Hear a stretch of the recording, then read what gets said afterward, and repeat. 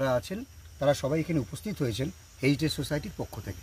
আমরা সবাই জানি যে এই নলরাজার গড়টা সুপ্রাচীন, সেই ১৫০০ বছরের প্রাচীন ইতিহাস সমৃদ্ধ। সেটা এই মুহূর্তে কোন অবস্থায় আছে, আগামী দিনে ছাত্রছাত্রী থেকে শুরু করে পর্যটক সমস্ত মানুষের কাছে এই নলরাজার গড়ের যে প্রাচীন ইতিহাস এবং যেটাকে আমরা মনে করি আমাদের গৌরব, সেটাকে ঐতিহাসিক আলোকে তুলে ধরা, তার মূল একটা কাজ আলিপুরদুয়ার হেরিটেজ সোসাইটি করবে। এর সঙ্গে যুক্ত যারা আছেন আমাদের বিশেষজ্ঞরা, তারা তাদের মতন করে আজকে প্রাথমিক ভিজিটটা করলেন। আমাদের এখানে সম্মানীয় ডিএফও আইএফএস প্রবীণ কাসওয়ান উপস্থিত ছিলেন, তিনি আমাদেরকে পুরো বিষয়টা গাইড করলেন এবং এরপরে আলিপুরদুয়ার বিশ্ববিদ্যালয় এবং হেরিটেজ সোসাইটি সম্ভবত যুগ্মভাবে আগামীতে এখানে আরও রক্ষণাবেক্ষণ, পরিষ্কার পরিচ্ছন্নতার কাজ করবে, যার মধ্য দিয়ে আমি মনে করি আমাদের এলাকার পর্যটনও একটা খুব ভালো দিক উঠে আসবে পর্যটনের ক্ষেত্রে।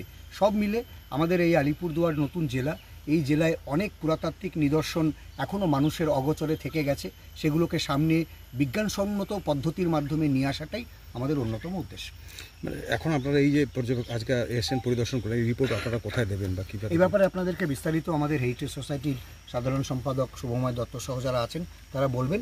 এটা একটা প্রাথমিক সমীক্ষার কাজ চলছে, আমাদের বিশেষজ্ঞরা, আমাদের প্রফেসর বিশ্বজিৎ দে, তারা সব এগুলো প্রাথমিক করছেন এবং এগুলো নিয়ে পরবর্তীকালে বসা হবে আলিপুরদুয়ার বিশ্ববিদ্যালয়ের সঙ্গে সমস্ত রকম যোগাযোগ রক্ষা করে, এবং সেখানে তারপর পরবর্তীকালে এটাকে কিভাবে সরকারি মর্যাদা হেরিটেজের আওতায় আনা যায় তা নিয়ে নিশ্চিতভাবে বিধানসভায় আমি এটা তুলে ধরবো।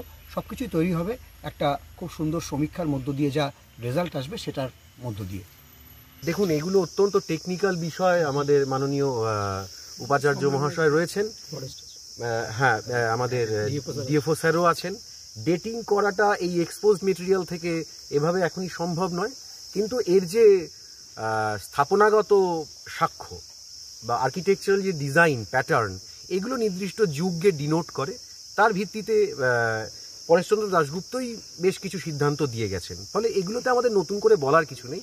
আমাদের যেটা করার সেটা হচ্ছে যে এটাকে আমরা কি করে ছাত্রছাত্রীদের জন্য, সাধারণ মানুষের জন্য, পর্যটকদের কাছে এই উপযোগিতাটা তুলে ধরতে পারি, সে বিষয়ে আমাদের চেষ্টা থাকবে। আমি ডক্টর বিশ্বজিৎ রায়, আলিপুরদুয়ার হেরিটেজ কমিটির একজন সদস্য।